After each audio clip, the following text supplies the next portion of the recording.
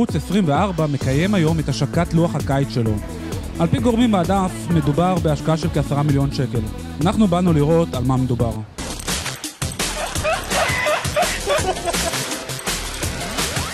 זה לא השוני, זה התוספת. כל הלוח הקודם נשאר. עכשיו, במקום שידורים חוזרים, הכנסנו 6-7 תוכניות חדשות, שמה שמשותף לכולם זה שזה פאן.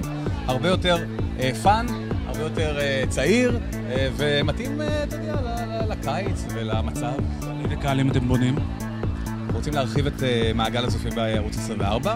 אוהבים ומחבקים את כל מי שצפה עד עכשיו, רוצים להביא חבר'ה נוספים.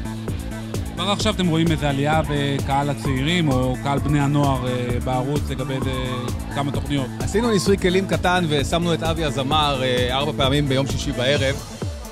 בלי ליד אין, בלי ליד אאוט, סתם זרקנו אותו לאוויר, וכבר ראינו שינוי בדמוגרפיה, בפילוח הדמוגרפי.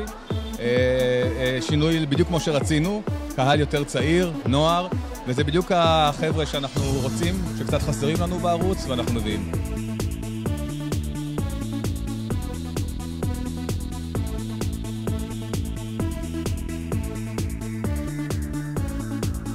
הגדרת כפרויקטור של קשת לגבי ערוץ 24 ללוח הקיץ.